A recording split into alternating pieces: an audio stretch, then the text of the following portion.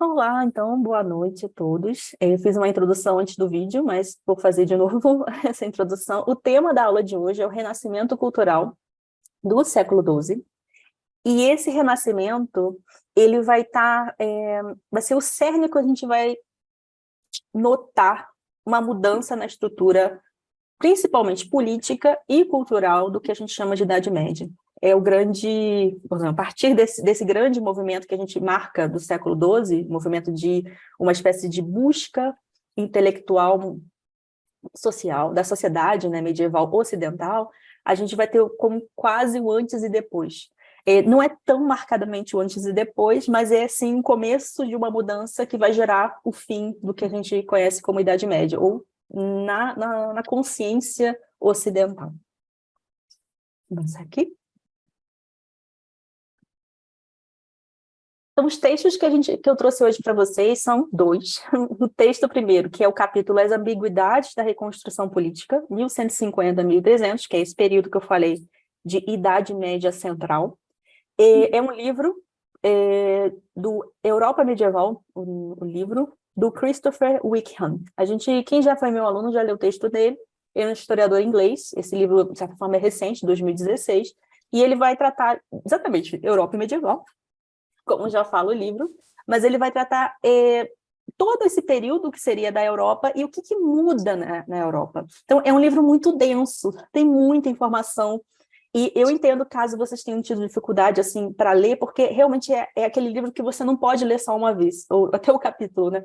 Você tem que ler e reler, porque ele traz muita reflexão e muita informação em pouco texto, até porque ele está querendo dar conta de toda a Idade Média.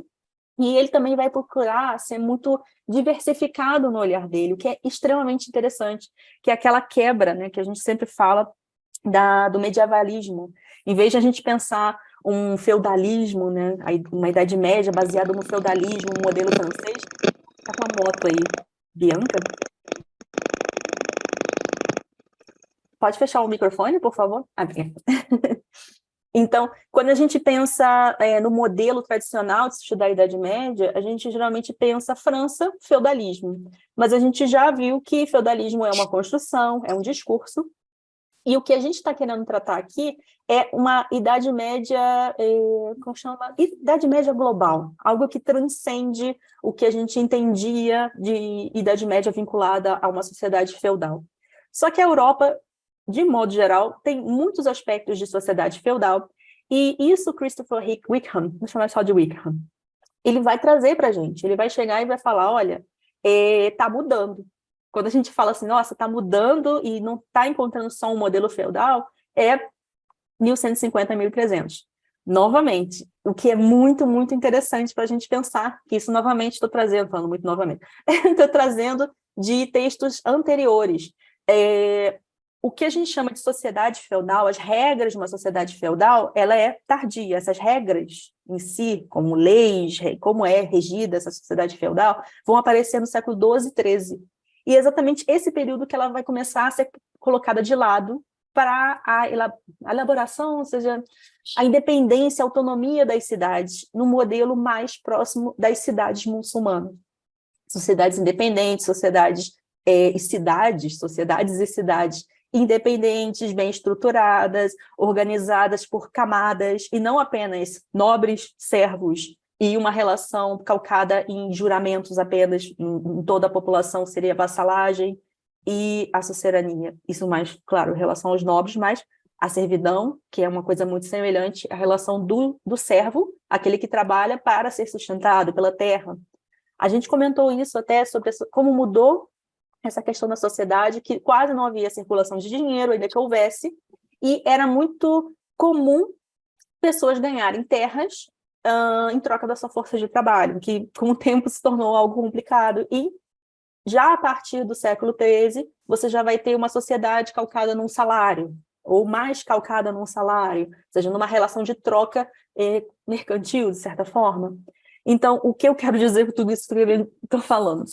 O Wickham, ele vai olhar numa Idade Média global, um olhar amplo, que vai sair desse foco feudalismo da Idade Média, e vai pensar na variedade de composições de reinos ou países, eu vou botar entre muitas aspas, porque os países modernos mesmo se formam na Idade Moderna, a diferença de governo de cada região, e pensando como vai sair de um modelo de sociedade feudal, algumas regiões, principalmente a França, para uma sociedade baseada em cidades autônomas, e essas cidades são semelhantes a um modelo importado das sociedades muçulmanas. Sociedades que têm tributação, sociedades que têm documentação. Isso faz muito sentido se a gente pensar por que só surge documentação sobre o que é uma sociedade feudal no século XII e XIII, que é exatamente esse período que você vai ter uma circulação maior de ideias, ok?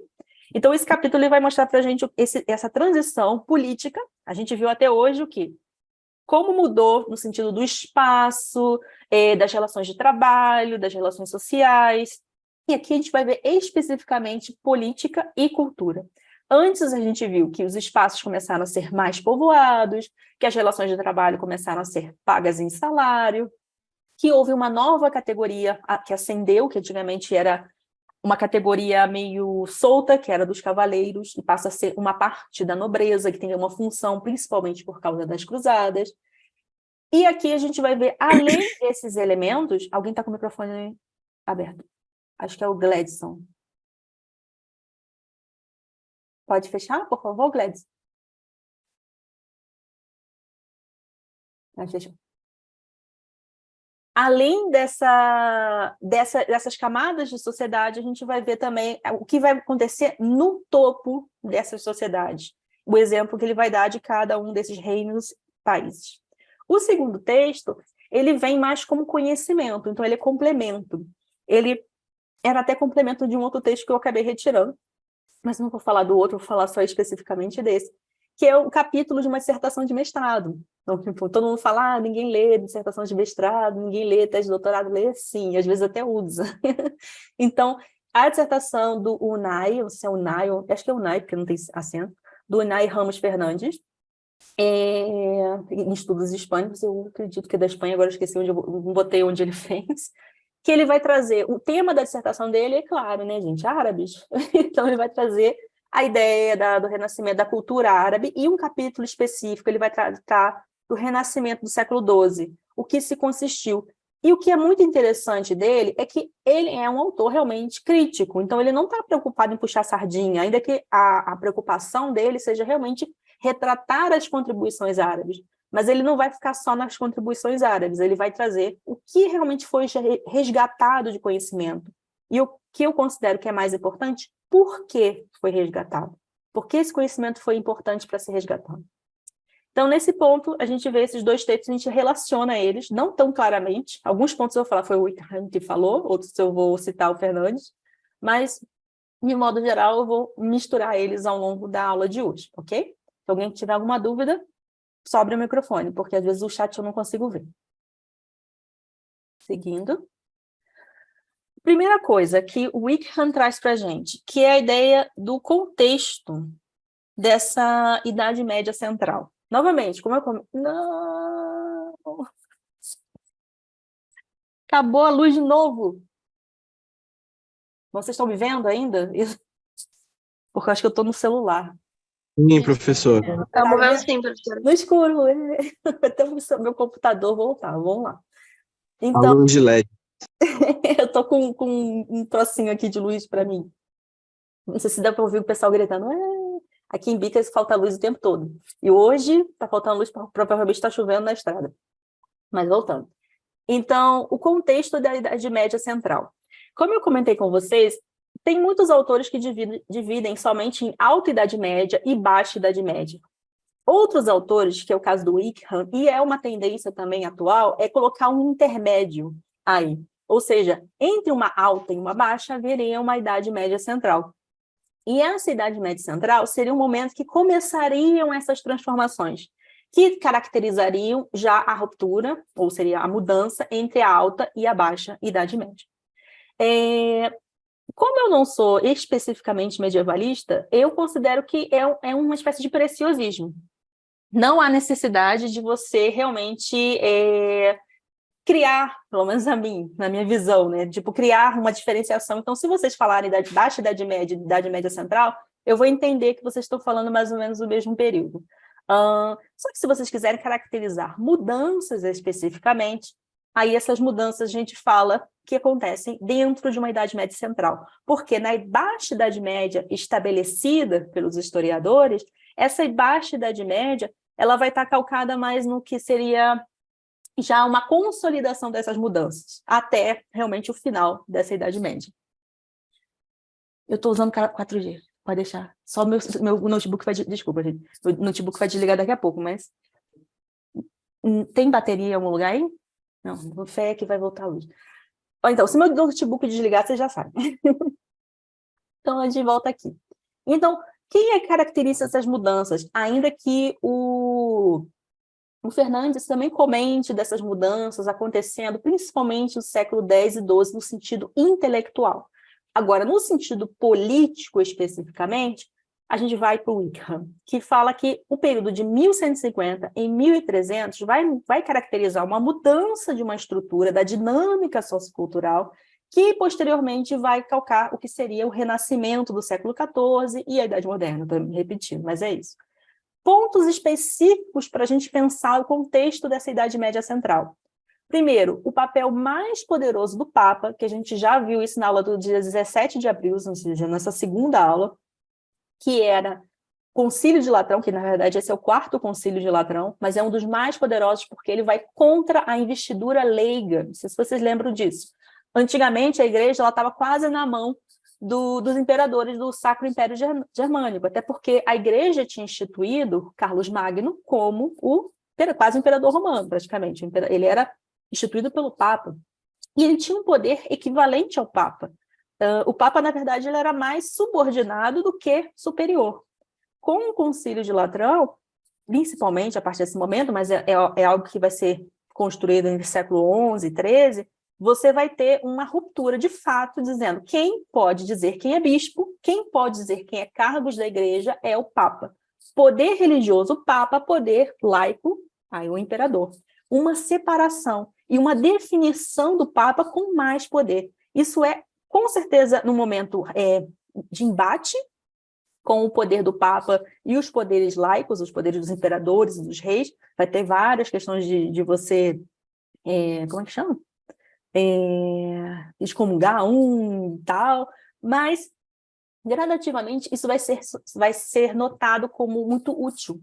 Tanto que o Wickham fala que você vai ter depois concílios, reuniões, que vai reunir um montão de gente até de lugares bem distantes. A gente até comentou disso como um exemplo de circulação de pessoas, como que a circulação de pessoas vai melhorando, e pode ser que uma coisa esteja ligada à outra, claro. Você vai ter uma participação muito maior tanto de reis quanto de bispos, padres de todas as regiões, para atender ao Papa. E acaba que o Papa também se torna como se fosse uma coisa, vamos dizer assim, um intermediador entre interesses políticos diferentes. Então, ele vai ganhando uma espécie de notoriedade, certa noção de poder, com essa figura voltada apenas ao religioso. Então, é interessante para os reis, a partir do século XIII, que o Papa realmente seja a figura da igreja e não um rei com outros interesses que não sejam religiosos, entende? O segundo aspecto importante da Idade Média Central é o aumento da escala de poder, ou seja, da influência, a expansão dos sistemas políticos europeus. O que isso quer dizer? Voltou a luz. O que isso quer dizer? Que regiões mais emblemáticas que a gente pode ver é a expansão dos reinos cristãos na Península Ibérica, que vão conquistar reinos muçulmanos, mas reinos cristãos, vai ter aquele avanço, mas isso também vai acontecer em outras regiões, na Europa Central, ali com o Império Sacro Império Romano Germânico, é muito grande o nome, com esse império aí que vai expandir, vai conquistar regiões da Itália, outra hora ele vai estar um pouco menor, então vai ter, mas de modo geral, o que você vai ver é que os reinos europeus maiores, mais estáveis nas suas fronteiras, ao passo que reinos que estariam fora, à margem disso, como, por exemplo, os turcos, seja seljúcidas, os árabes, né, de Al-Ândalos, na Europa, na Península Ibérica, esses outros grupos que não Europa, eles vão se reduzindo. Então, esse aumento de poder está muito marcado pela decadência, vamos dizer assim, política no mundo árabe. E um outro aspecto, que é o desenvolvimento dos meios de comunicação e os meios de controle.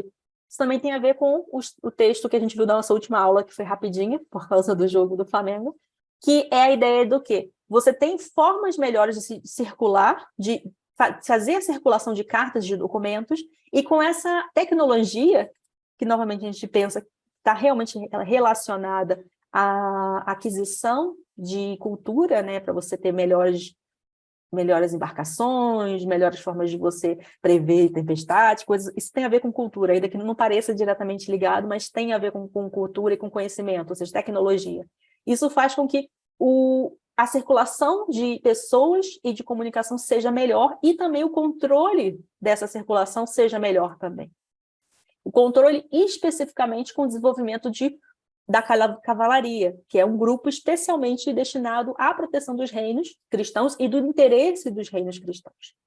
Então, nesses três aspectos, que é aumento do poder dos reinos na Europa, aumento do poder do Papa, a centralização do poder do Papa, e maior circulação e controle dessas fronteiras de comunicação, são os principais aspectos que marcam a Idade Média Central, que vão caracterizar a Baixa Idade Média. Então, quando o Wickham fala... sim, esse aqui é o Concílio de Latrão, o quarto. Eu peguei a fotinho dele na internet para vocês olharem. Então, quando o Wickham fala dessas mudanças, ele vai diferenciar alguns reinos ou países. Eu falo países porque ele bota a Alemanha, e, a Alemanha não existe nessa época. Então, ele usa o quê? Ou seja, referenciais atuais para a gente pensar como estava na Idade Média. E ele demonstra como houve essa transformação. E o primeiro que ele fala é a França. Deixa eu beber água rapidinho.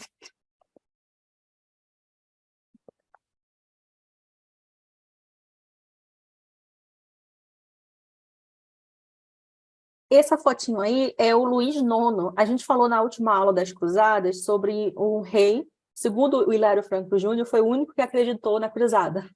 Então, na 7ª cruzada, ele vai se lançar com tudo e vai morrer no final, né, por conta disso. E ele vira santo. Eu botei a fotinho dele porque não só esse fortalecimento político que a gente vê e o fortalecimento da igreja vai marcar esse período da Baixa Idade Média, Idade Média Central, mas como que as figuras de poder é uma relação inversa. Ao passo que, na época anterior, a igreja que era ratificada pelo poder leico, era, por exemplo, o imperador que dizia quem era o bispo, o que vai ratificar, às vezes, a autoridade de um rei vai ser a igreja, mas não como Carlos Magno, naquele sentido de você é o imperador e você manda em tudo. Não nesse sentido, mas de conferindo santidade a certas linhagens de reis. E segundo Wickham, todos os reis, de todos os reinos, não todos os reis, mas em todos os reinos, há um rei que vai ser santificado, que é santo. E o Luís IX é um santo. Acho que é São Luís. Ele é um santo da Igreja Católica. Opa, está acabando o meu tempo. Então, eu vou falar França, e aí eu dou pausa e depois a gente volta. Então, a gente tem a França, que... assim, no tempo, né? Então, o Luís IX, ele se torna santo, mas isso não é porque, vamos dizer assim, porque a igreja estava apoiando necessariamente ele. Era uma espécie de troca de favores, entende? Mas o poder agora vinha da igreja. Por isso que era muito importante estar, vamos dizer assim, certa conveniência com a igreja a partir, principalmente do século XIII. A partir do século XIII. Antes, até o século XIII, você vai ter muitas tensões, vai ter ruptura de papos, como a gente comentou nas aulas anteriores. Mas eu não vou misturar muito das aulas anteriores, não, para vocês não perderem o foco daqui. O foco aqui que a gente vai pensar é mudanças políticas, o que aconteceu, e culturais, o que aconteceu. A França. Primeiro, que o Wickham vai falar que se a gente pensa numa Idade Média com uma unificação política assim, exemplar e, de fato, forte, é a França. E essa unidade política é algo que vai marcar até, basicamente, o fim, né, da realeza francesa com a Revolução, em 1789. Esse poder de unificação, ele vai ser calcado principalmente na centralização do poder na figura do rei, ainda que você tenha uma corte, de fato, Mas o rei, ele é quase uma encarnação divina, vamos dizer assim, né? Ainda que não seja dito isso claramente. A França, principalmente, vai estar muito comprometida com a cruzada, com o ideal da cruzada, que era um chamamento da Igreja Católica. Então, isso faz muito sentido, o fato dela ser apoiada pela Igreja, assim, ter uma espécie de aval da Igreja. O sentido é que a França, diferentemente dos outros reinos, que vão estar muito fragmentados na questão do poder, tudo vai girar em torno do rei. Tem alguns reis que ele vai até exemplificar, né, Luís VIII, anteriores, Felipe I, alguns reis anteriores, que ele mostra que eles vão ser muito importantes para essa centralização do poder. Mas, além da centralização do poder, que vai estar calcado num certo divino, você também vai ter o emprego de uma casta, vamos dizer assim, de funcionários públicos que vai fazer o serviço, vamos dizer, administrativo. Então, esses funcionários, eles são temporários. Eles não são aqueles funcionários que têm carreira, que ficam, porque isso gerava exatamente aquele ranço que a gente pode exemplificar, a gente pode ver, né, no Califado Omida de Córdoba, que o vizir tomou o poder do califa, porque ele estava lá, foi ficando, aí passou por filho, depois passou por outro filho. Então, a França, vamos dizer assim, teve um cuidado que quem estivesse a cargo, no serviço do rei, ele não ficava para sempre, ainda que ele fosse nobre. Ele tinha um contrato temporário e depois ele era destituído. Claro que, ao longo de séculos, isso vai acabar mudando, você vai ter camadas assim, de mais... certos isso é muito interessante, certos nobres vão ser mais próximos dos reis de acordo com o título deles. Não sei se vocês já tiveram aula de moderna, mas um dos aspectos que chama mais atenção, Norbert Elias, que é um sociólogo muito importante a respeito da nobreza da França, é que os reis, quando acordavam, eles tinham uma pessoa para vestir eles, uma pessoa para pentear, uma pessoa para abotoar a camisa, porque o rei era divino, e a rainha também. E eu lembro muito bem de um texto do Norbert Elias que falava da Maria Antonieta morrendo de frio, porque tinha que chegar uma mulher específica de uma espécie de um título de nobreza para dar a blusa dela. Não podia ser outra pessoa, porque aquele era o cargo daquela pessoa. Aí você vê como a coisa realmente criou um exagero, né? Tipo, que tem um porquê. Porque se você diviniza e distancia o rei da camada da população, ele acaba sendo inquestionável em certa medida. Claro que depois a Revolução Francesa veio mostrar que não, mas é nesse sentido. E a França, além dessa associação com o divino, esse comprometimento com a cruzada, centralização da figura do rei, emprego de funcionários públicos temporários, ela vai ter um combate muito grande da ordem cavaleiresca. Combate não porque ela não tivesse os valores cavaleirescos que a gente vai ver que são importantes, mas ela vai combater principalmente os templários, que vão ser um grupo de cavaleiros franceses que vão para as cruzadas e vão criar um grupo secreto que disse que eles são os que deram origem à maçonaria. Não sei, são fofocas da história. Então, você tem um combate a grupos que seriam oponentes. Por exemplo, se você está dizendo que o rei é investido do poder e ele está comprometido com a cruzada, quem estaria mais comprometido com a cruzada que o cavaleiro, os templários que lutaram lá, de fato? Então, meio que quebra, tem a falsa condenação dos templários. Hoje em dia, todo mundo fala que é falsa mesmo. Que foi um jogo político para tirar o foco do cavaleiro e, novamente, trazer para o rei. E o Wickham, ele marca que a França é um caso atípico, não é o comum esse exemplo da França. Até isso é para a gente também parar e pensar. Aqui a historiografia brasileira estuda muito feudalismo, pensando o exemplo da França. A França é exceção, ela não é regra.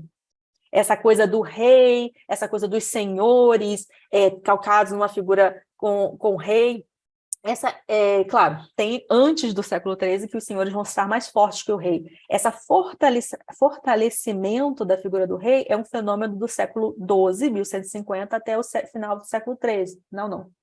Final do século XIII.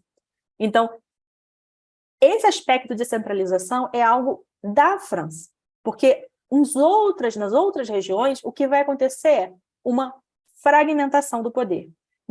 A fragmentação não enseja automaticamente na perda do poder do rei, mas o poder dele é diluído entre a nobreza. E a França, ela é uma autocracia. Esse é um exemplo típico, marcado da França. Ok. Eu vou parar a gravação agora.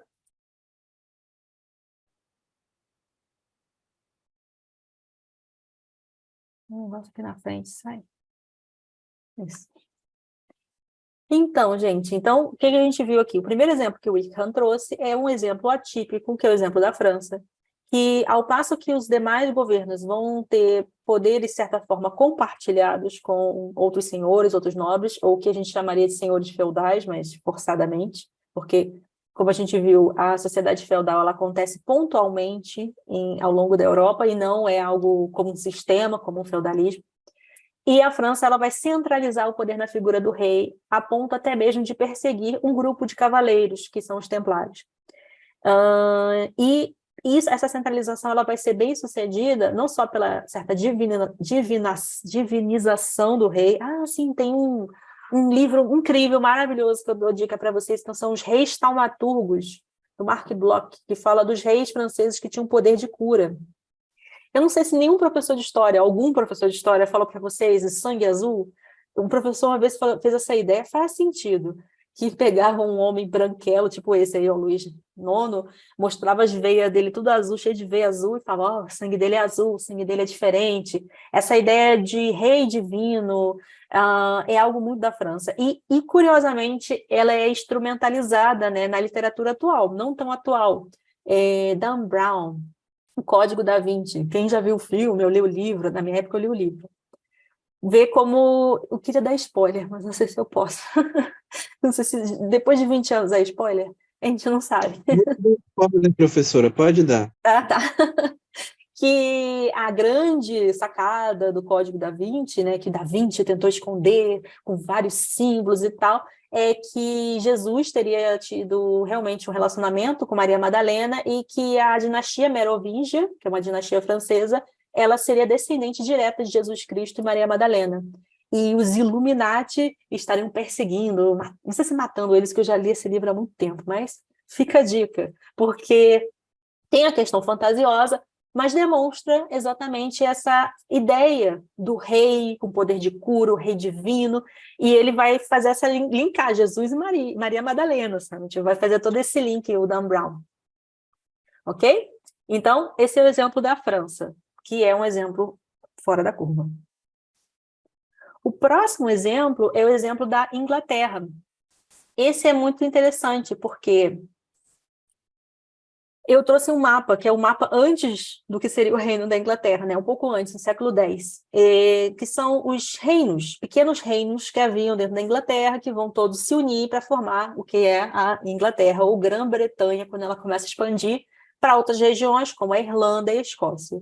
Dicas, de novo, de série Outlander, isso já está passando no século XVII, mas mostrando como realmente, durante toda a história da Inglaterra, tem muitas tensões entre o poder local e o poder do rei centralizado.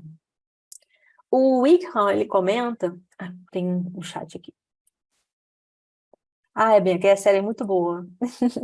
Eu adoro a música de entrada, a música de abertura é muito linda. Mas voltando. Então, o Wickham, ele comenta que a Inglaterra ela se forma com essa união desses senhores locais sob um único rei. Tem até a figura, tem filmes que falam isso, sobretudo o filme Rei Arthur, né? O Rei Arthur seria muito anterior, mas a ideia é disso, de que tem senhores de terra que se unem a favor de um rei comum, e essa unificação ela é tardia, né? Ela é do século X. Então, a partir do século XI em diante, o que você vai ver é um rei que ele não tem o poder absoluto, vamos dizer assim. Ele vai ter com absolutismo posteriormente. Outro chat, deixa eu ver aqui. O Gladson. Então, Gladson, o Luís IX ele é um dos reis da França. O Luís IX ele vai lutar em 1270, ele vai morrer em 1270. A gente está falando de vários reis dentro da França.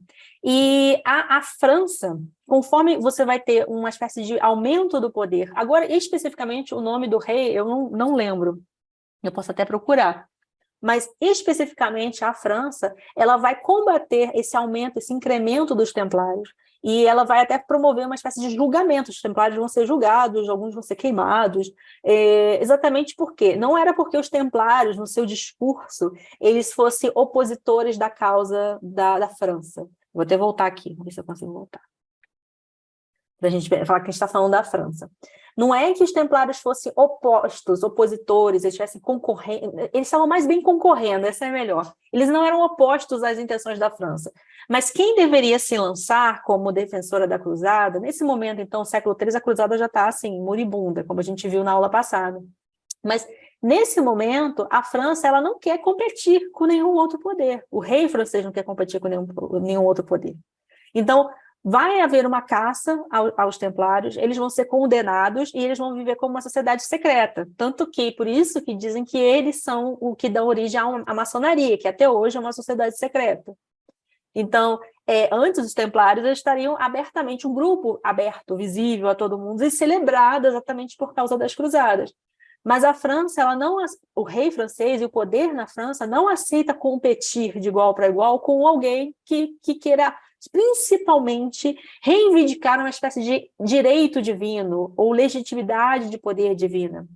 E para exatamente tirar completamente o risco, eles perseguem os templários. E é uma perseguição que não é uma perseguição, como é que eu vou dizer, justa, vamos dizer, é uma perseguição que tem interesse totalmente político. Os templários, eles seriam perigosos do ponto de vista político, mas se fosse pelos valores deles mesmo, os valores deles não eram opostos ou condenáveis para a sociedade cristã, entende?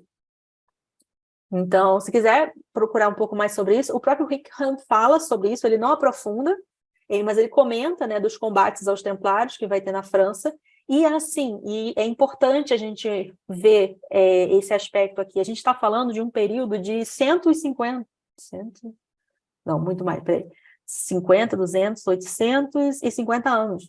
É isso. É um período de quase... Gente, peraí, não sei fazer conta. Deixa eu ver aqui. São 850 anos, não são? 1.300, sou de humanos, 1.150. 150 anos, olha, de 150.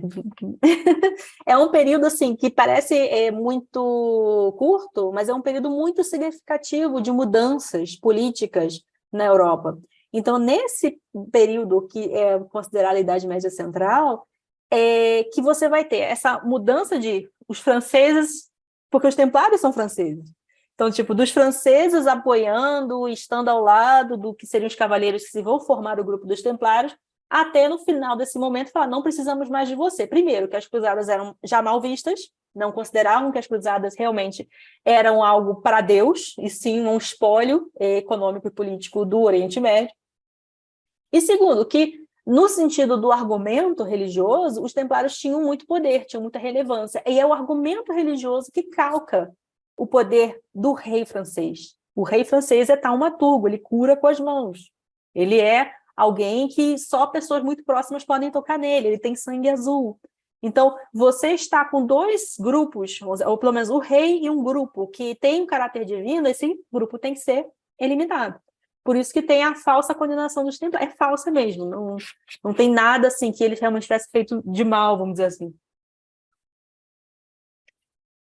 É uma condenação política, ok? Então, a gente volta aqui para a Inglaterra.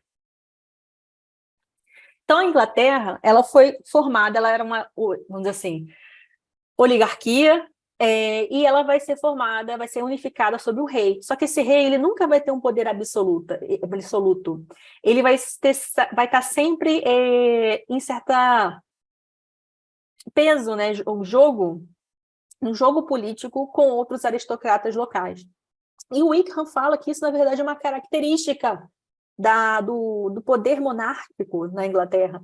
Que é interessante, porque depois você vai ter Elizabeth I, você tem o auge do absolutismo na Inglaterra. Mas, provavelmente, porque você tem uma figura especificamente que é dotada de muito poder, de destaque, mas, de modo geral, os reis vão estar sempre submetidos a grupos de aristocratas, de nobres.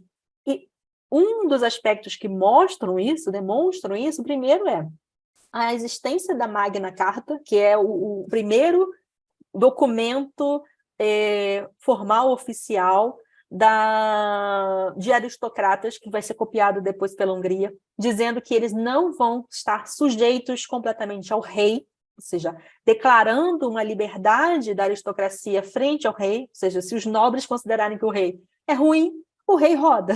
Assim, o rei não pode ser o suprassumo. E essa carta, depois, ela é condenada no próprio Concílio de Latrão, demonstrando, no momento, o poder do Papa, mas ela vai continuar sendo reeditada. O Wickham não fala com detalhes como ela vai ser reeditada, mas comenta que os nobres continuam tendo certa autonomia. A aristocracia ela nunca vai estar totalmente sujeita ao rei nesse período. A gente não está falando na Era Moderna com Elizabeth, está falando nesse período.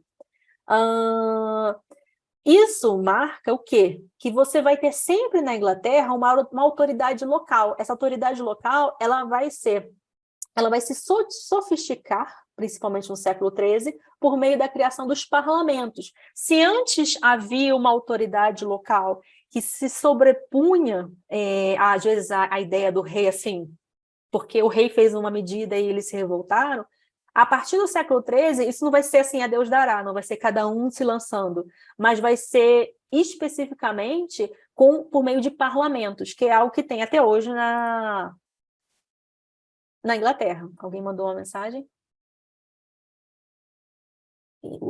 Felipe, então esse modelo de monarquia da Inglaterra é algo, desde a sua origem, não digo o modelo parlamentarista, mas o conceito de monarca ser mais um símbolo. Então, vamos dizer assim, é um modelo originário, mas não é igual desde a origem.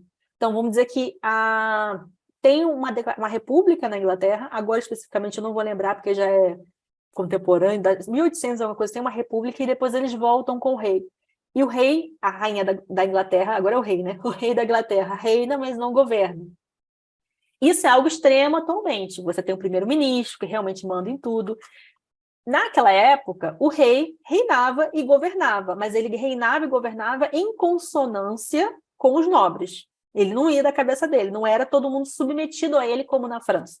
Então, tem um aspecto, sim, desde a origem, a Inglaterra ter um rei que não é absoluto, que ele tem um poder compartilhado, essa é a melhor ideia, e esse compartilhamento de poder, ele vai se expressar da sua forma mais sofisticada, de forma mais plena, com a criação dos parlamentos. Então, tem os parlamentares, cada um representando uma dessas regiões, que vão sempre colocar os seus pontos e debater com o rei. O rei ele não vai governar sozinho.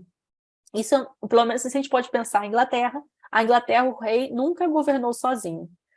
Com grandes exceções, talvez, eu vou falar talvez, porque pode ser que, esmiuçando a história, a gente tenha algum detalhe, Elizabeth I, por exemplo. O pai dela, acho que nem o Henrique VIII, também não era tão grande coisa, não. Ela que era incrível. Então, a gente pode pensar dessa forma. Que o próprio Wickham traz no texto dele. A Inglaterra vai ser sempre de forma mediada, o poder do rei é mediado por outros nobres, ok? E o parlamento é um exemplo disso, que existe até hoje, e que é a maior característica da monarquia inglesa, ok? Então, vamos seguir. O outro reino que o Wickham traz é o reino de Castela, que a gente acabou comentando, né, quando a gente falou dos reinos de Taifas, do fim do Califado Omíada de Córdoba. E eu quero até fazer uma correção. Eu falei, por alguma razão, Galícia e Lisboa. Galícia, vocês veem aqui, podem ver no mapa, que a Galícia ela é um reino, a parte do reino de Portugal. O reino de Portugal já surge em 1039, mais ou menos. E depois tem vários acordos. Então, só para fazer... O reino de Portugal já existia no século XII, ok? Ok. Então, qual o exemplo de Galícia? Qual o exemplo de Castela, o reino de Castela, que está aqui no meio, aqui que a gente vê? Ele vai se enriquecer muito com os espólios dos reinos muçulmanos. Lembra que eu comentei? É até interessante porque o Wickham ele comenta que os reinos muçulmanos pagavam em troca de proteção. Eu falei, poxa, na verdade era para não serem pilhados, assim. Assim, de certa forma é troca de proteção, mas a ideia dele comentar assim, os reinos muçulmanos trocavam em dinheiro, davam espólios, dinheiro para Castela em troca de proteção, dá a ideia de que Castela protegia os reinos muçulmanos, quando tem um período que ela até protege contra os almorávides. Mas antes disso, na verdade, é para eles não invadirem, né? Tipo, para eles não pilharem os reinos muçulmanos, não é bem proteção, né? Então, o reino de Castela vai enriquecer, que esse rosinha aqui que está no meio, ele vai enriquecer bastante com esse espólio, e ele vai crescer muito, sobretudo quando ele vai conquistar a cidade de Toledo, que até aparece aqui no mapa também, porque Toledo, ela antigamente era a capital do reino visigodo, e durante o poder muçulmano, ainda que ela não fosse capital, ela era muito importante. Ela era uma cidade... meu Deus, cliquei sem querer. Socorro. Perdão. Então, ela era uma cidade, Toledo, que tinha grande desenvolvimento cultural, tecnológico, e era uma cidade de entreposto comercial também, então, de trocas comerciais, antes da conquista de Castela, e com Castela conquista, 1085 Toledo, ela se torna mais desenvolvida, vamos dizer assim, porque ela vai absorver muito do que era produzido no sentido de tecnologia na cidade. Então, o que ele marca também, o Wickham, é que Castela, que é um exemplo diferente de reinos da França e da Inglaterra nesse período de 150 anos, Castela ela não está em guerra só com muçulmanos, é para a gente, novamente, quebrar a ideia da reconquista. Castela, em um momento, ela vai conquistar o Reino de Leão, que é esse aqui, laranjinha do lado, e ela vai estar sempre em embate com Aragão, que hoje em dia é o que a gente chama de Catalunha, porque aqui está Aragão e Catalan Countings, né, condados catalães. Mas Aragão também tem sua política expansionista, ou seja, não era muçulmano contra cristão, era cristão contra cristão, muçulmano contra muçulmano, era aquela loucura, vamos dizer assim. Mas Castela vai se expandir, vai conquistar territórios de Leão. Esse território de Leão, quando ela conquista, essa imagem aí é de 1200, mais ou menos, então um pouquinho depois. Quando ela conquista Leão, ela conquista o que seria hoje em dia Portugal. Portugal vai conseguir se tornar independente, né, de Leão. Um período que Leão se torna independente de Castela, mais ou menos em 1043. E Portugal, como a gente comentou na aula passada, ele vai se unir às cruzadas, né? As cruzadas vão passar por lá e vão tomar Lisboa, né, dos reinos... aqui está bem aqui embaixo, no azul, no finalzinho do azul. Vai tomar Lisboa das taifas e vai incorporar a Portugal. E Lisboa, como pertencia aos reinos muçulmanos, também era uma cidade super desenvolvida, não à toa que ela se torna depois a capital. Então, o que o Wickham fala do exemplo, por exemplo, a gente falou, a França totalmente centrada no rei, o rei cura, o rei é divino, o rei é santo, a Inglaterra, o rei em mediação o tempo todo com os nobres. Castela, ela vai se tornar forte e coesa para não ruir frente ao expansionismo das suas fronteiras. Por quê? Castela tanto tem a sua atividade conquistadora, como ela pode ser conquistada, principalmente por Aragão.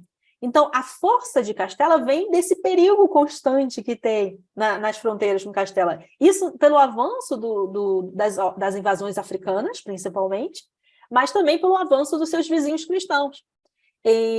Mas, independente disso, a grande vencedora da Idade Média, vamos dizer assim, nessa competição de reinos, sejam cristãos ou muçulmanos, é Castela. Porque Castela vai conseguir conquistar as províncias ao lado, né, Galícia, Leão, Navarra, e Al-Ándalus toda. Por que eu digo Al-Ándalus toda? Porque Granada continua como independente, mas como vassala de Castela. Então, a grande vencedora daí vai ser realmente Castela, que só vai se unir com Aragão, naquele grande casamento que vai acontecer entre o rei Fernando de Aragão e Isabel de Castela, que vai levar à destruição, o fim, né, de Granada, em 1492. Então, o que o Wickham traz de exemplo, novamente, Castela, ela não é uma sociedade feudal. E conforme ela vai avançando sobre Al-Ándalus, menos feudal ela é. porque ela conquista cidades independentes e bem desenvolvidas, cidades que têm uma estrutura própria, uma circulação de conhecimentos, um contato com o Oriente. Mas uma coisa muito interessante que não o Wickham fala, mas é o Fernandes, é que Castela ela vai conquistando esses territórios, mas o seu processo de absorção, de certa forma, da cultura local, ele não é, vamos dizer assim, não é de Castela que as pessoas pegam conhecimento. Deu para entender? Como é que eu vou explicar isso? Ele dá um exemplo, que os franceses, intelectuais franceses, vão viajar para o reino de Castela para buscar conhecimento, tecnologia, tratados, filosofia, ciências em geral, e eles não vão gostar do que eles vão encontrar em Castela. Eles vão direto nos árabes. Então, tipo, essa reprodução, ainda que seja importante, vai ter uma reprodução muito grande do legado de Al-Ándalus para o reino de Castela. Esse legado de Al-Ándalus não vai diretamente para Castela e de Castela para o resto do mundo medieval ocidental. Vai, assim, para todo lado, principalmente diretamente para a França. Entende? Então, franceses, italianos vão traduzir diretamente do árabe. Eles não vão ter tanto contato, não vão valorizar tanto a releitura dos castelenses, não sei como é que eu chamaria eles, do reino de Castela sobre essas conquistas. O que demonstra, assim, que é um processo, realmente, né? Assim, conquistou automaticamente, eu sou o dono daquela tecnologia. Aquilo ali, na verdade, vai se dispersar por outros caminhos. Mas França, rei divino autocentrado. Inglaterra, a gente tem um rei que é mediador com outra nobreza. E Castela é um rei que se constrói num discurso de cruzada, mas é principalmente Afonso VI, ainda que dizem que ele é o rei anticruzado, mas ele conquista Toledo com a ideia de cruzada. Mas é um rei que também ele está mediando não tanto necessariamente com os seus súditos, mas com reinos concorrentes. E isso vai se estender até o século XIX na Espanha. Esses reinos, ainda que baixo o poder central de Castela, eles nunca vão estar coincidindo nesse poder. Sempre vai haver essa tensão. Tanto que Andaluzia, hoje em dia, é super mal vista por resto do pessoal. Castela, o que seria hoje em dia Castela, é a região ali de Madrid, Salamanca, Galícia, Navarra ainda existe, que é o País Basco, Aragão e Catalã, o condados catalães é o que seria a Catalunha, um pouquinho mais abaixo, pega Al-Ándalus também. Então, ainda tem essa tensão existindo lá. E essa é uma característica que a gente vai ver na própria formação do Reino de Castela, que é o que vai dar origem ao que a gente chama de idioma espanhol, que é o castelhano. Mas o idioma de Castela, o castelhano, é o espanhol de Castela. Se você for para Galícia, eles falam um espanhol que parece um português. Se você for para Catalunha, eles te xingam em catalão, aconteceu comigo, porque você é estrangeiro. E no País Basco nem se fala. No País Basco eles falam euskera, que não parece com nada. Ou seja, é uma fragmentação cultural muito grande. Então, essa formação de um poder de reino que é marcada por Castela, porque Castela vai se tornar Espanha, o que a gente chama de Espanha é basicamente o reino de Castela, uma autoridade muito mais no papel do que real, vamos dizer assim. É uma autoridade por base de acordos, mas as regiões vão continuar sendo muito independentes e diferentes culturalmente entre si. Tem um chat aqui. Com vontade de conhecer o Felipe, quer conhecer. Tipo, é muito bonito lá. Eu falo para vocês, tem que ir lá. Eu sou filho porque eu sou pobre, né? Então, eu consegui ir lá com bolsa, vaquinha, o doutorado, faço um doutorado, se vocês gostarem, né? Minha irmã quer fazer doutorado, eu já disse para ela, não faça se você não gosta, porque você vai estudar e vai ficar doida. Mas estudem doutorado, se vocês estudarem sobre a Portugal e Espanha, ou turista mesmo. Vocês vão ver a diferença que tem.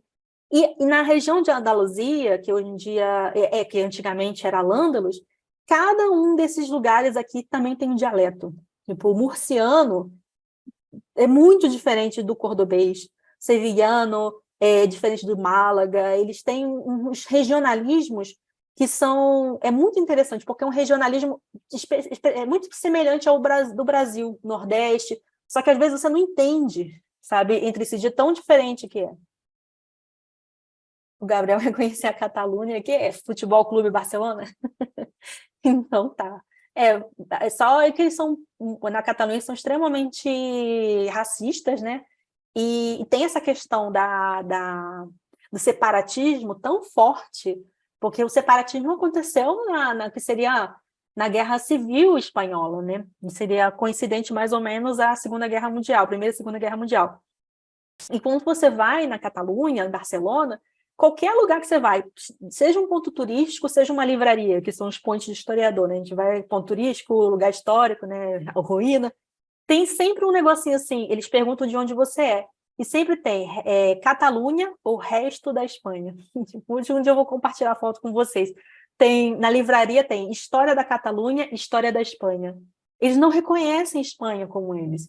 A Espanha é uma construção de discurso que tem a ver com a Reconquista, que tem a ver com Cruzada, mas é Castela. Colocaram o nome de Espanha meio que para retomar a ideia da Espanha de Isidoro de Sevilha, a Espanha da era do Visigodo, mas é o reino de Castela que ficou de poderoso para todo mundo. Mas, na realidade, esse poder sempre foi frágil, nunca foi realmente de fato. Ok?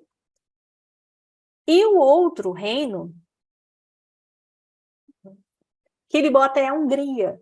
Aí eu botei o Conde Drácula, porque o Conde Drácula já está no século XVII, XVIII, por aí, 17, XVIII, agora tem duas hordas, vamos dizer assim, de otomanos que invadem a região ali. Eu acho que o Vlad, né, é do século XVI. Gladys, o reino, nome Espanha vem de Hispânia, que é principalmente eu acredito, eu esqueci agora o nome do livro, mas de Isidoro de Sevilha. A ideia de uma... Tem o nome Espanha, também da época romana, com certeza, que é a terra dos romanos. Ih, já está acabando o tempo. Tem a época que os romanos chamavam aquela região de Espanha, mas durante a Reino Visigodo, um bispo muito importante, chama Isidoro de Sevilha, ele vai criar uma espécie de carta de louvor à Espanha, que era um momento que o Reino Visigodo está tentando se reconciliar com a Igreja Católica, porque o Reino Visigodo antes eles professavam o arianismo, que foi tido como uma heresia. Então, ele começa a se aproximar e ele faz uma espécie de louvor, né? Laudo, esqueci o nome, laude, tipo, um louvor à Espanha, pensando num ser cristão, ou seja, uma terra cristã. E essa ideia do discurso de Isidoro de Sevilha, ele vai ser instrumentalizado pela ideia da Reconquista, que aquela região ali era a Espanha, a terra do cristianismo, e que os muçulmanos são exógenos, eles não devem pertencer àquela terra. Por isso que é retomado o termo Espanha. Ainda que o termo tenha origem romana, o termo não é retomado por causa dos romanos. Ele é retomado por causa desse discurso de Isidoro de Sevilha, da ideia da terra dos cristãos, a Espanha como terra dos cristãos. Só que quando o Isidoro de Sevilha fez esse discurso, não era se opondo aos muçulmanos, até porque não existiam os muçulmanos, nada disso. Era para se conciliar com a Igreja Católica. Ok? O Lucas falou... sim, a Catalunha até hoje tenta se separar do resto da Espanha, mas o resto da Espanha, que nem eles falam. Mas eles não conseguem, é claro, porque a Catalunha ela é muito importante, principalmente questão de gás, se eu não me engano. Não sei se é gás, é uma coisa minério, coisa assim, tecnologia. Tem várias coisas importantes lá que, se a Catalunha se separa da Espanha, a Espanha vira tipo um país de terceiro mundo, vira tipo América Latina, que só vai vender frutas e legumes da Andaluzia, né? Que eu sempre fico com raiva disso. Quem produz a comida que é pobre. E a comida é muito mais importante do que silício. Silício? É. O pessoal faz coisa de computador. Gente, como o tempo está acabando, eu vou dar uma pausa aqui e a gente volta com a Hungria.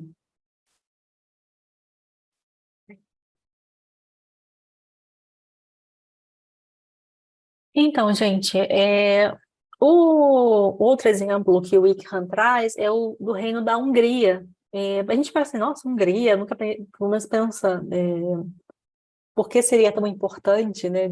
Porque a gente não tem esse olhar com tanto apreço que seria a Europa Oriental. Só que é muito importante, porque a Europa Oriental vai basicamente barrar o avanço dos turcos, dos otomanos. porque eles vão, principalmente o Reino da Hungria, que ele vai começar a forjar uma nova forma não só de legitimar o poder, mas também de garantir a unidade territorial. Primeiro, o que o Wickham traz é que a Hungria ela só vai se tornar o reino, né, sedentário de fato no século X, e eles vão transladar para o seu sistema de governo a ideia da política dos francos. Francos, a gente está pensando realmente lá com o Carlos Magno, ou seja, não é a França, é francos mesmo. A França tem aquele modelo que a gente comentou do rei divino. Só que o poder do rei ele não era, nesse sentido, ele é semelhante à ideia da Inglaterra. Ele vai ser assegurado, confirmado pelos interesses locais. Tem um chat aqui, deixa eu abrir. Boa noite, Josiane. Boa noite. Então, ele vai ser... Tem mais um chat. Josiane tem que ver com a Júlia. A Júlia passa a lista de presença. Não sei se ela já passou. Júlia, você está aí? Se tiver, pode passar para mim a lista, por favor? Sim, já vou passar. Obrigada. Então, a Hungria ela vai ter um sistema semelhante à Inglaterra, com o poder sendo legitimado pelos líderes locais, que seriam nobres, só que os nobres não apoiavam o rei simplesmente porque queriam uma unidade do território, e sim porque o rei tinha que patrocinar os interesses desses nobres. Patrocinar que seja dando uma estrada, construindo uma estrada, dando um apoio a um castelo, alguma coisa assim. Deixa eu abrir o chat aqui de novo, só para ele não sumir. A lista de presença está aí, gente. E eles, por causa dessa independência, eles vão copiar, de certa forma, o que a Inglaterra fez. Como eu comentei, você tem a Magna Carta em 1215, e eles vão fazer a Bula Dourada, que é muito semelhante. É a ideia de que os aristocratas vão ter uma proteção contra mandos e desmandos do rei. Ou seja, o rei ele não tem poder sobre, de fato, aos aristocratas. São os aristocratas que fazem com que o rei esteja no lugar dele. Exemplos muito clássicos disso é que o reino da Hungria ele vai, volta e meia, sofrer com cortes. O próprio, que seria o Drácula, né, tipo o Vlad II, ele é de outro reino, se não me engano é Moldávia. É outra dinastia, que é uma dessas nobres que uma hora vão romper com o rei, ou rompendo completamente, ou rompendo, se tornando ainda subjugado ao rei. A gente é um reino à parte, mas a gente está com vocês, uns anos assim. Novamente, é um poder, de certa forma, instável, então precisa muito da presença do rei patrocinando, né, dando aquele apoio financeiro para os nobres locais, para garantirem a existência do poder do rei, para o rei continuar sendo considerado rei. Só que acontece algo extremo, que não abala apenas, como a gente viu, o mundo árabe, o califado abássida acaba por causa disso, né? Acaba, né? A gente falou que acaba no papel, mas ele simbolicamente ele demora um pouquinho mais para acabar, mas a gente vai ver isso na aula seguinte, que era o texto do Surdel. Mas você vai ter um grande avanço mongol. Mongóis saem destruindo tudo, como eu comentei com vocês, saem terra arrasada, saem destruindo tudo. E eles vão conseguir conter esse avanço. O reino da Hungria é responsável por conter o avanço mongol, incrível. Ou seja, o pessoal ali daquela região, por eles, vamos dizer assim, que a Europa continua o que a gente entende de Europa hoje em dia. Eles contêm o avanço mongol e eles vão começar uma nova estratégia, que é uma estratégia de nobres, novamente, fortalecidos, às vezes príncipes, como o próprio Conde Drácula, que apesar de conde ele era um príncipe, que vão ter o seu castelo e vão ser responsáveis por um exército que seja na região para impedir o avanço de grandes hordas, como vão ser dos mongóis e depois vão ser dos otomanos. Os otomanos vão tentar várias vezes avançar. Seus jússidas também avançam, que são outros turcos. Então, esse sistema de proteção, que é castelos de nobres controlando principalmente as fronteiras, mas não necessariamente as fronteiras, mas principalmente regiões-chave para o avanço para a Europa ocidental, vai ser um exemplo maior que o Wickham fala de como o poder do rei ele vai estar o tempo todo num equilíbrio. Quer dizer, a partir de então, se antes o poder do rei estava submetido ao interesse dos aristocratas, com a construção dos castelos, esse poder vai estar em equilíbrio. Por quê? Os nobres, na sua ação coletiva, vão ter esses castelos que protegem o reino do rei, e o rei, o patrocínio do rei também é mandar ajuda para esses nobres, caso eles necessitem, para não perderem seus territórios. Alguém mandou chat? Deixa eu ver se tem pergunta. Não. Ok. Ok, gente? E o exemplo maior do Conde Drácula, que a gente vê, o Conde Drácula ele já está no século XV, XIV, já está por aí, mais para o final. É claro que ele é extremamente romanceado, mas ele está justamente impedindo o avanço dos turcos. E ele vai impedir esse avanço empalando as pessoas, com certeza. Mas por quê? Ele tinha poder, ele tinha autoridade na região dele. No caso do Conde Drácula, especificamente, já é uma configuração do reino da Hungria diferente. Esse reino já perdeu território, já tem outras dinastias. Só que, independente disso, essa formação inicial do poder da Hungria, que é se sedentarizar, criar uma relação de codependência reis e nobres, e depois um sistema de castelos desses nobres, é quase um senhor feudal, mas não é senhor feudal, são nobres com castelos que, como fazem uma guarnição para impedir avanços de conquistadores, isso fortalece o reino da Hungria e também acaba por fortalecer a Europa Ocidental. Ok? O outro exemplo que o Wickham traz é a Itália. A Itália, eu botei o exemplo do Reino da Sicília, porque a Itália ela vai se dividir, nesse período de 1150 a 1300, entre dois grandes blocos de poder. Quer dizer, dois grandes blocos não, um bloco de poder e outro bloco fragmentado de poder. No sul, aqui já está a maior extensão do Reino da Itália na imagem, mas o sul, principalmente a ilha, a ilha de Sicília, vai ter o Reino de Sicília. E esse reino vai ter a ser depois fazer parte do Sacro Império Romano Germânico. Isso por quê? O rei da Sicília vai ser o descendente, né, para ser o imperador, e ele consegue, que é o Frederico II. Então, o reino da Sicília, além de ter grande poder, ele também vai ter uma característica muito, muito particular, que é um sistema de governo marcado por uma identidade grega, uma identidade normanda, e uma grega no sentido bizantina. Uma identidade normanda pelas invasões e uma identidade árabe, porque por muitos anos a Sicília vai ser governada por árabes, vai ser um emirado, o Emirado da Sicília.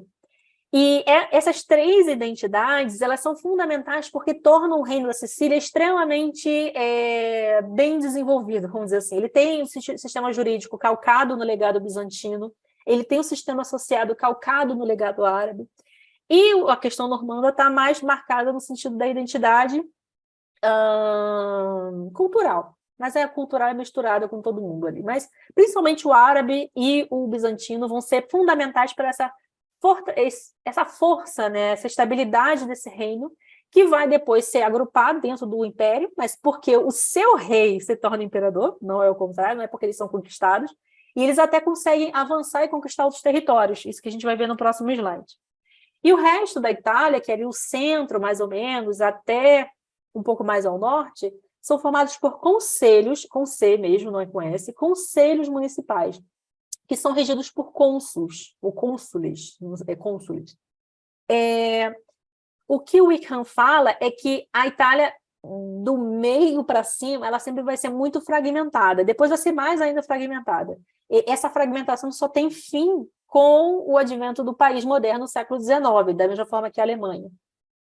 E além dessa fragmentação local, que são famílias, os Borgia, né? Tem até séries sobre eles, né? Tem outra família, os Médici, tem essas famílias que fazem parte desses conselhos, que têm o poder local, e eles são muito bem estruturados, esses governos. Num primeiro momento, não, mas conforme vai avançando no século XIII, eles vão se estruturar principalmente por causa do uso do intelectual, que a gente vai comentar.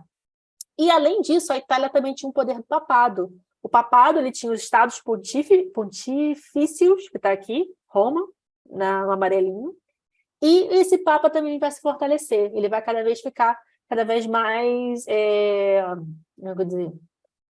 O poder vai ficar cada vez mais centralizado da religiosidade da igreja, mas Roma, num determinado momento, ela vai meio que ficar além do papa.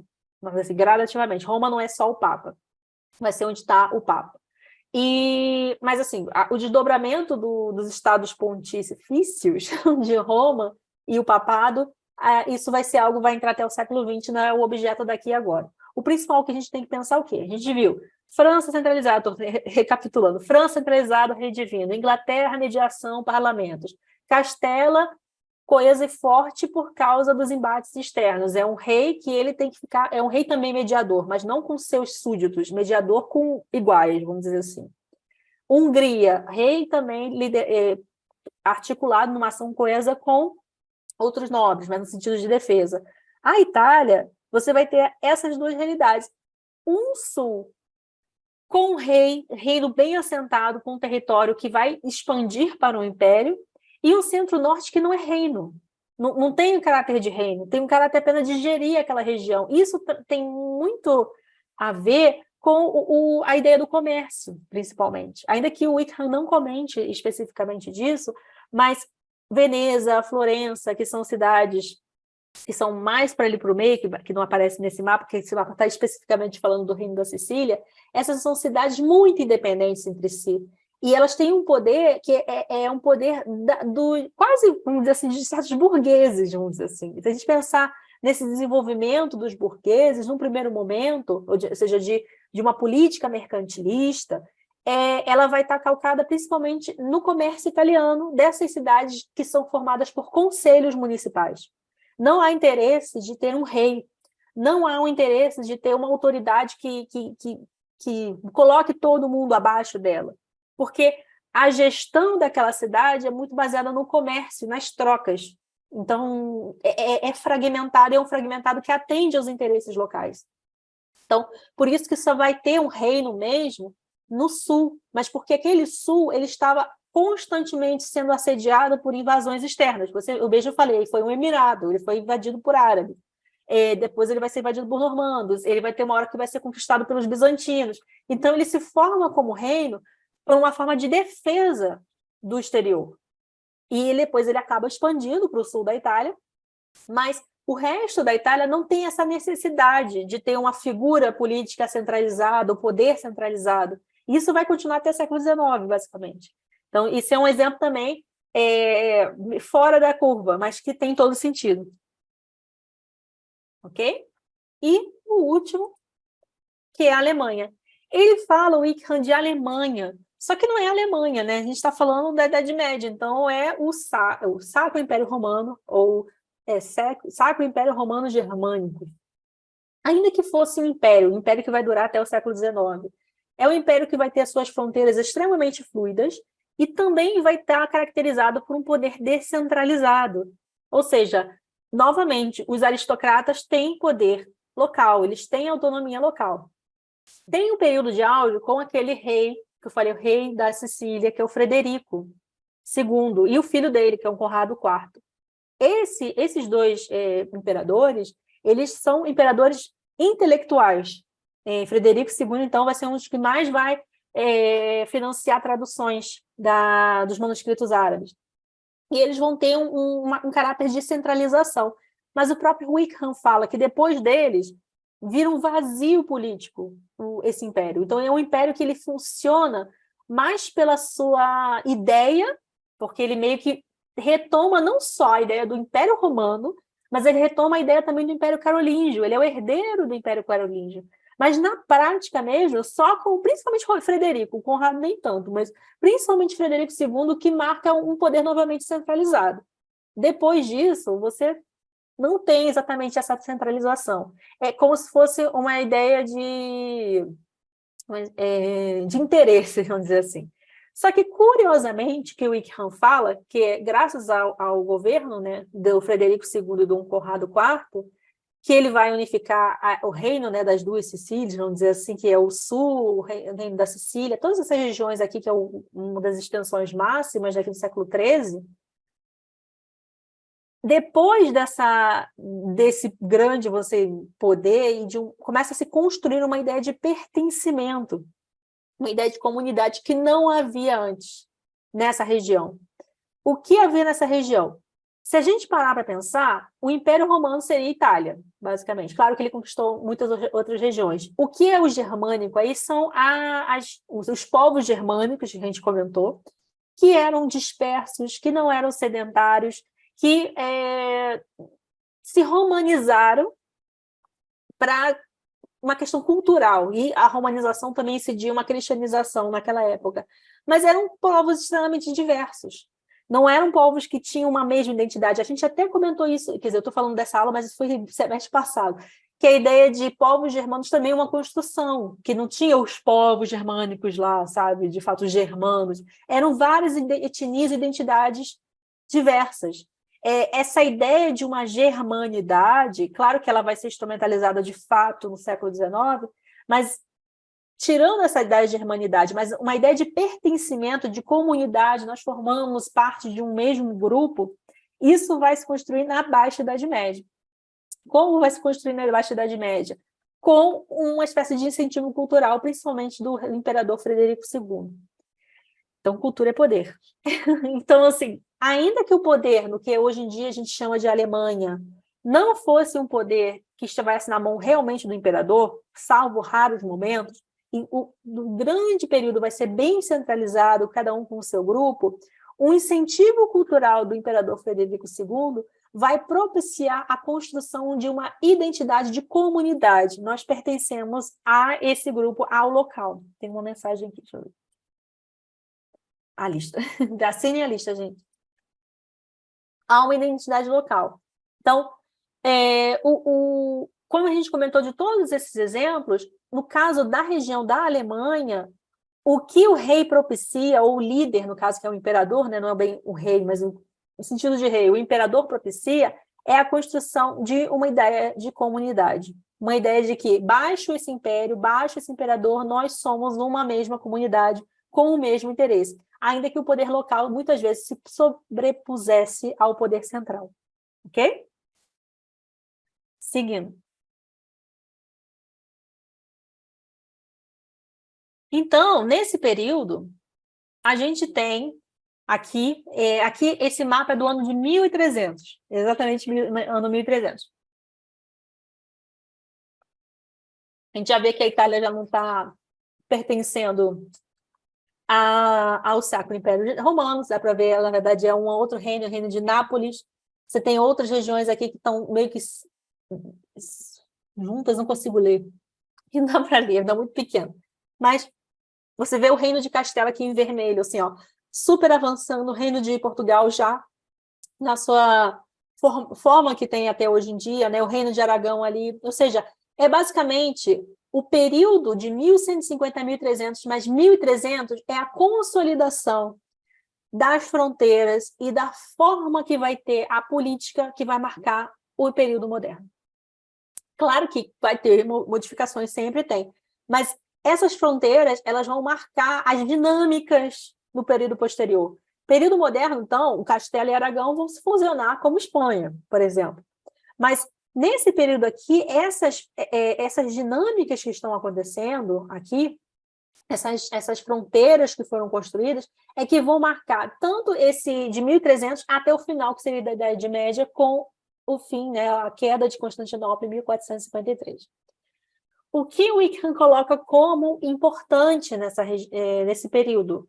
Vai ter o início da tributação, de fato. Como a gente comentou em Medieval 1, você não havia mais tributação, porque o sistema de fornecimento do Império Romano Ocidental tinha quebrado com a invasão de Cartago, com a destruição de Cartago pelos vândalos, e você passa a pagar soldados com terras. Isso vai ser algo comum no período medieval da Alta Idade Média, mas com o início das cruzadas, com o avanço, com contato, não dizer assim, com o ouro, mas não só com contato com moedas, riquezas do Oriente, você vai ter um custo para mandar esses soldados. E você não tem terra também para dar para todo mundo.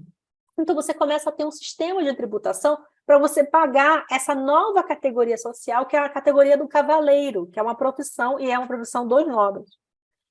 Essa tributação vai iniciar de forma bem desordenada, e ela vai começar a se ordenar conforme a a política vai perceber a importância da ciência. Ah, ciência como assim, Célia? Como é que é a importância da ciência para a aplicação de impostos? Para você fazer cálculos matemáticos, para você saber quanto você tem que cobrar ou não, para você saber quem você já cobrou, quem você não já cobrou, quanto você precisa para gastar. Imagina, todo mundo fala, né? Imagina fazer conta com algarismos romanos. Como é que era? Eu não tenho a menor ideia como é que eles faziam contas com aquilo. E, tipo, isso a gente está falando nessa época era algarismo romano, não era arábico. Porque eles ainda não tinham importado, não tinham tido ainda contato. O contato vai ser mais ou menos no século X, XI, que eles vão ter contato, e eles vão perceber que para eles tributarem, eles têm que fazer matemática, eles têm que fazer conta. Então, essa formação dessa cavalaria, que vai atender as cruzadas, mas também vai atender essas guerras que a gente vê que está acontecendo, principalmente na Península Ibérica, vai motivar o início dessa tributação, mas como o Wickham fala, essa tributação não vai ser exclusiva para apoiar cavaleiros. Essa tributação, na verdade, ela vai incidir para o uso da justiça, que também tem a ver com cavaleiros, né, para você aplicar as leis, para você aplicar a ordem, mas principalmente da administração local, ou seja, esses conselhos, uma prefeitura, e administração de distribuição, sei lá, de pão, de saneamento básico, duvido, mas é uma coisa nesse sentido, da cidade. E essa administração ela vai estar calcada numa ideia científica, por quê? Vai se denotar a importância de um intelectual para realizar tarefas administrativas e políticas. Então, o Wickham fala que, nesse período, a mudança vai estar colocada em dois aspectos que eu deixei em negrito. A promoção das universidades como carreira para leigos, que antigamente, para você ter uma carreira, o leigo também entrava. Antes da igreja começar a botar as garrinhas de fora, o leigo conseguia ter uma ascensão social por meio da atividade do clero. Ele virava padre e tal.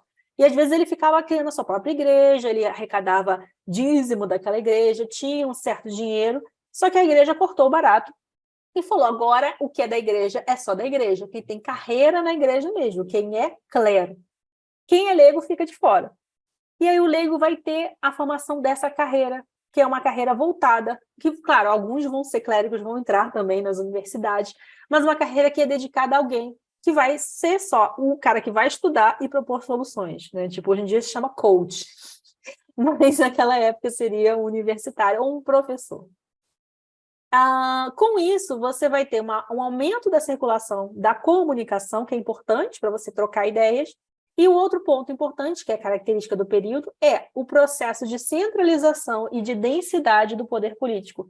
Isso um vai estar conectado com o outro, e eu vou explicar. Tem uma mensagem aqui. Everton, eu vou comentar no final de novo, tá? Quando eu terminar a aula, você me lembra que eu comento de novo sobre a avaliação. Tá bom? Então, vamos seguir aqui.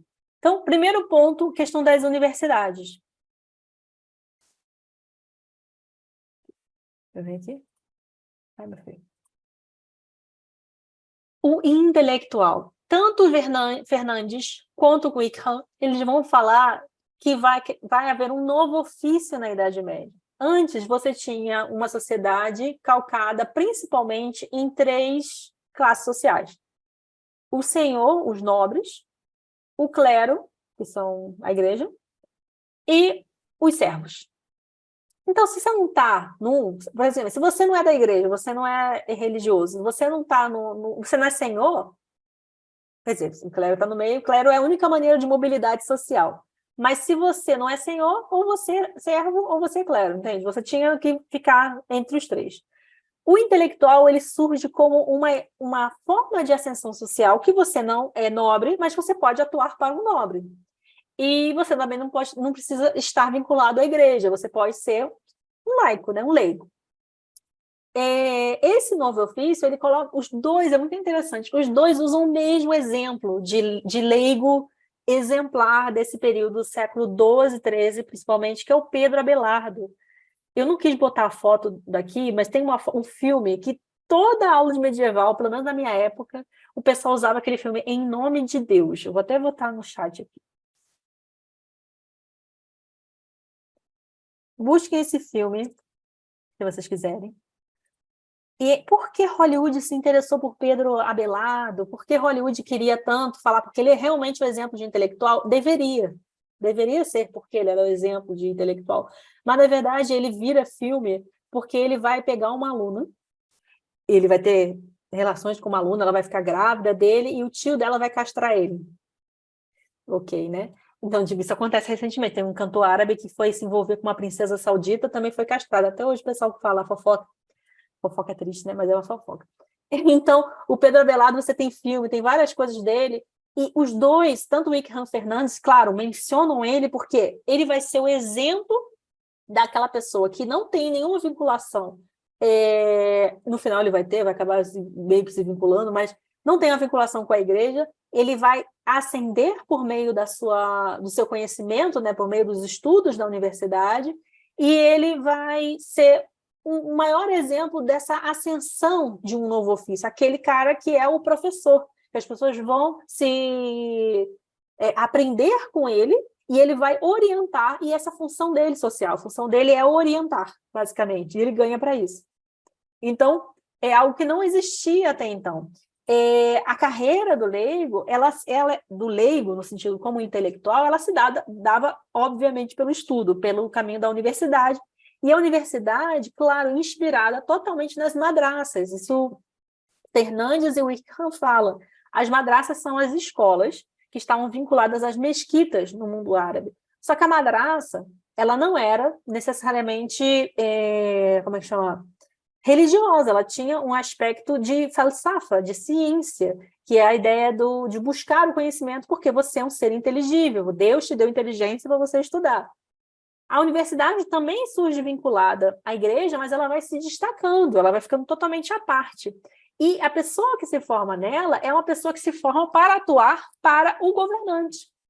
O governante tinha interesse direto em ter intelectuais que não só iam trazer para ele tecnologia para o seu reino, mas porque iam também orientá-lo. Exemplo maior que não está na Idade Média de um intelectual que orienta um governante. Maquiavel, o príncipe. É a formação, o exemplo máximo dessa orientação. Então, era exatamente essa a função do intelectual, era um sentido pragmático dessa orientação. Ele por meio da discussão com seus alunos, num ambiente de universidade, você vê aqui a fotinha que mostra os estudantes, e tem um professor aqui, e tem alguém de pé que está debatendo. Então, tipo, você estimulava a inteligência e você tornava-se uma pessoa mais sábia. Só que não era a sabedoria num vazio, que hoje em dia a gente associa à filosofia. Vou ficar pensando e criando problema na minha cabeça. Não é nesse sentido, mas de soluções práticas, não só para a governança, no sentido mato ou não mato o fulaninho, mas no sentido de o que é ser um bom governante? O que é uma cidade perfeita? O que a gente faz para poder as pessoas estarem sob nosso controle? Claro, no nível extremo, e Maquiavel, que é a ideia de, tipo, os fins justificam os meios. Mas, nesse momento, você ainda está vinculado a uma moralidade. E é uma moralidade que entende que o intelectual, esse ofício do intelectual, ela é útil, ela tem que ser útil para a sociedade.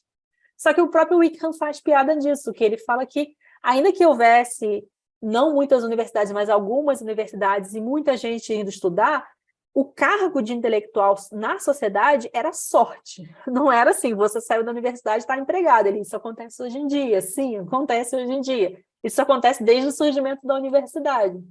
Você tem um intelectual que se forma e não consegue trabalhar em lugar nenhum, ele vai virar sapateiro, alguma coisa assim.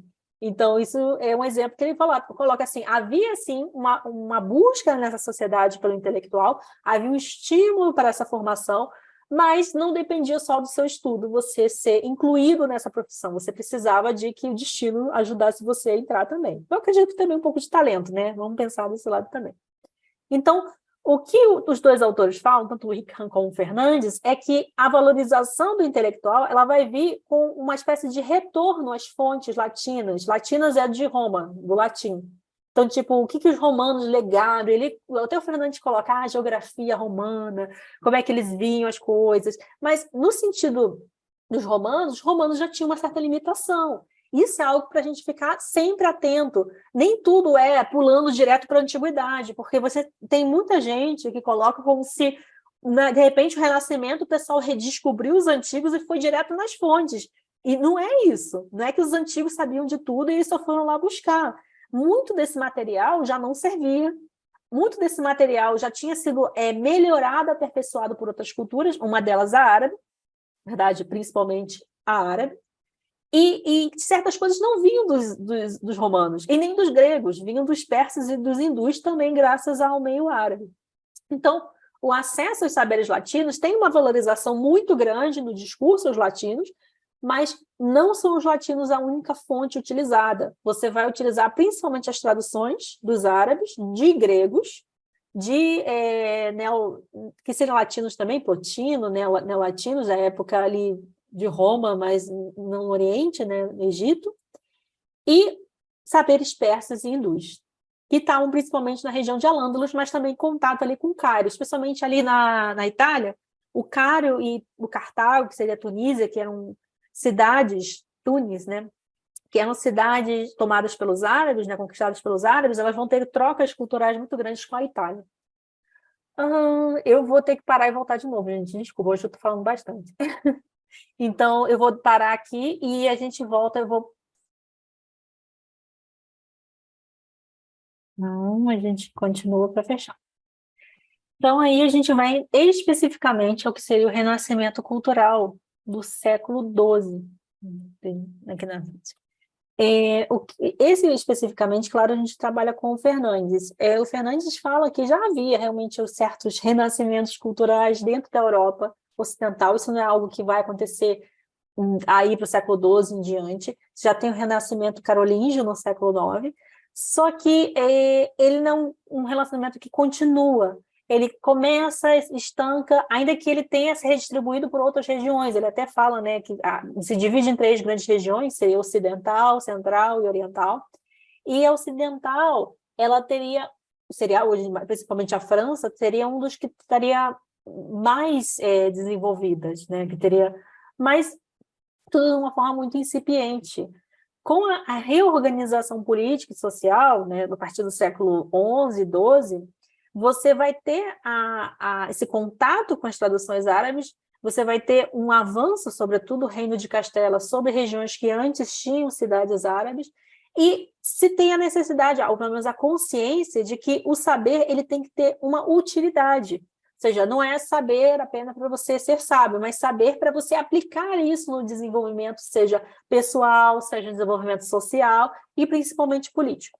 E para essa filosofia, 2 grandes grupos vão ser buscados, vamos dizer assim, que vão ser estimulados, que é baseado, claro, na ideia da ciência latina, mas que já está uma ciência latina também arabizada, que é o que eles chamam de quadrivium, que é a aritmética, geometria, música e astronomia. Esqueci de botar o parênteses ali. Ou seja, música e astronomia... astronomia ou astrologia? Acho que é astrologia. Eu escrevi astronomia, mas é astrologia.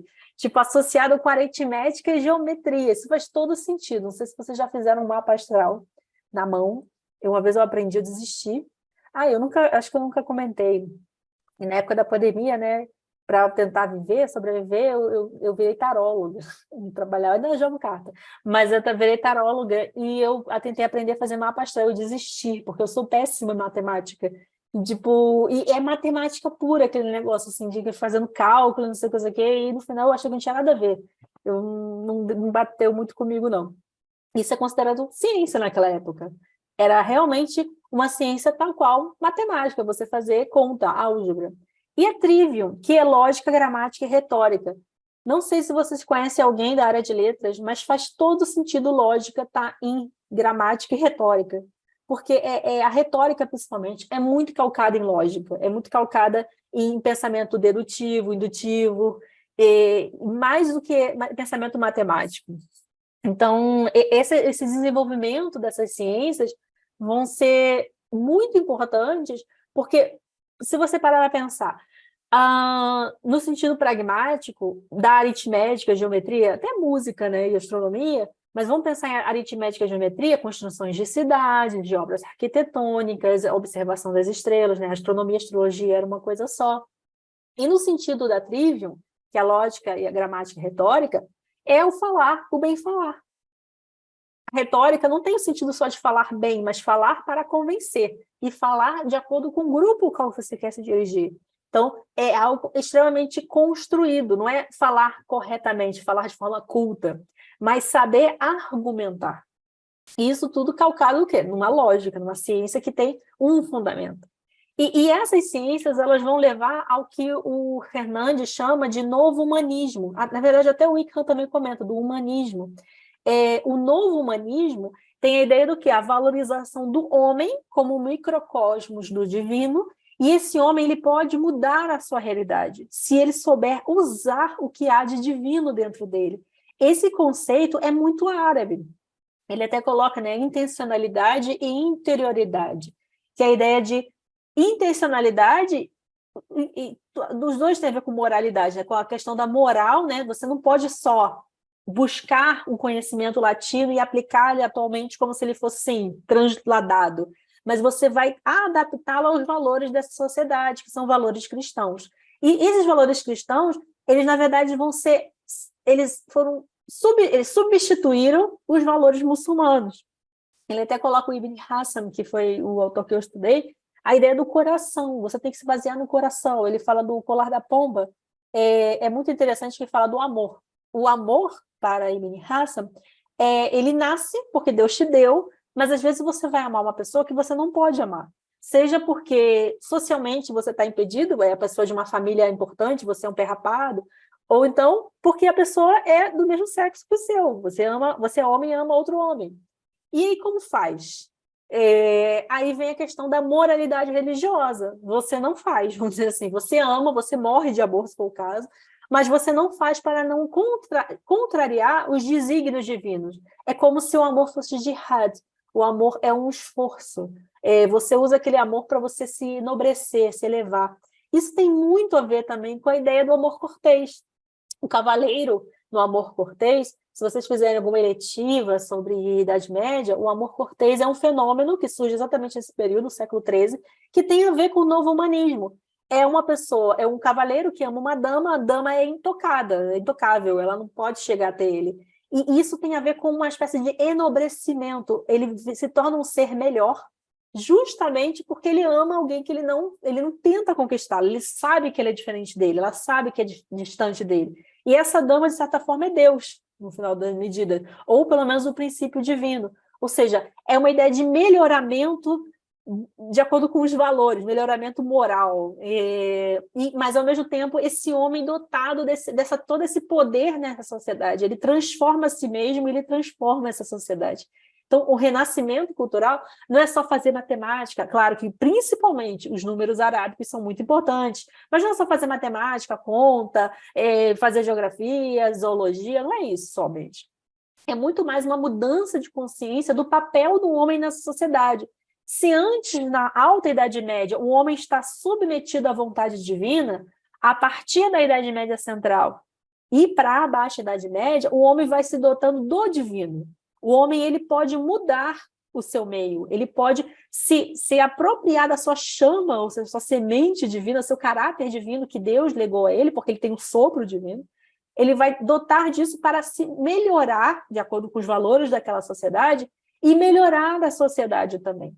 Por isso que o rei precisa estar cercado de intelectuais, de pessoas que têm conhecimento de ciência, porque esse intelectual ele não vai estar somente melhorando a vida, vamos dizer assim, no sentido dali comer melhor, alguma coisa assim prática, mas ele vai estar melhorando aquela vida no sentido também do valor, assim, vamos dizer assim, do além, vamos dizer assim, divino, religiosamente, entende? Ainda que ele não seja religioso, mas ele está melhorando o sentido da vida, é isso. Ele vai melhorar o sentido da vida, entende? Então, aí a gente parte para a nossa... antes, o poder político, perdão. Depois a conclusão. Como eu falei, as universidades, o poder intelectual são muito importantes, mas o poder político, de modo geral, no século XIII, no final, principalmente no século XIII, ele vai marcar por uma ideia de um funcionário intelectual que vai estar a serviço do governante, e o governante ele vai tornar o seu poder mais complexo. Lembra que eu falei que a Inglaterra tem os parlamentos? Então, isso vai ser levado para os lugares, não os parlamentos em si, mas a ideia de um poder em camadas. Um poder em camadas que o Wickham chama de comunidade estendida dos nobres, vamos dizer assim, ou seja, uma comunidade que os nobres vão ter um pouco de poder também, mas eles todos vão se dirigir ao rei ou ao soberano. Esse modelo de governar é pensado de que os nobres têm que ter ciência e conhecimento. Isso também é uma coisa que mantém-se na nossa sociedade, que, a princípio, aquela pessoa que lidera, o governante, ele tem que ser estudado, ele tem que ter conhecimento. A gente sabe que não necessariamente isso acontece, mas, a princípio, ele tem que ter estudo. Se ele não tem estudo, eles têm que estar rodeados de pessoas que têm que ter estudo. E quem tem o poder na sociedade, naquela época eram os nobres, eles tinham que estar associados também com intelectuais. E esse poder é centralizado na figura do rei, mas ele é, na prática, atuado em camadas por outros grupos que estão dentro da nobreza. E essa nobreza, ela vai ser fiel ao rei, não vai ser que nem a Hungria, o pessoal ali antigamente no parlamento na Inglaterra, que é cada um por si. Ela vai ser fiel ao rei. E essa fidelidade dessa comunidade estendida, ou cortes alargadas, como o Wickham fala, essa lealdade ela vai ser construída por meio de rituais, de juramento com o rei, e, sobretudo, com o advento da ideia do cavaleiro, ou cavalheiro também. Os dois vão se mesclar nesse momento, que tem tudo a ver com esse desenvolvimento intelectual baseado em valores muçulmanos, sobretudo de Al-Ândalus. A ideia daquela pessoa que ela tem um valor, um compromisso com ela e com Deus. Mas esse compromisso não é individual, não é pessoal, é comunitário. Isso é um senso muito da comunidade muçulmana. E, novamente, como eu comentei da aula passada, o exemplo do cavaleiro em si é Saladino. Então, tem muito dessa transladação, né? Não só dos conhecimentos, da tradução, mas dos ideais e das releituras dos muçulmanos sobre o que seriam os saberes clássicos.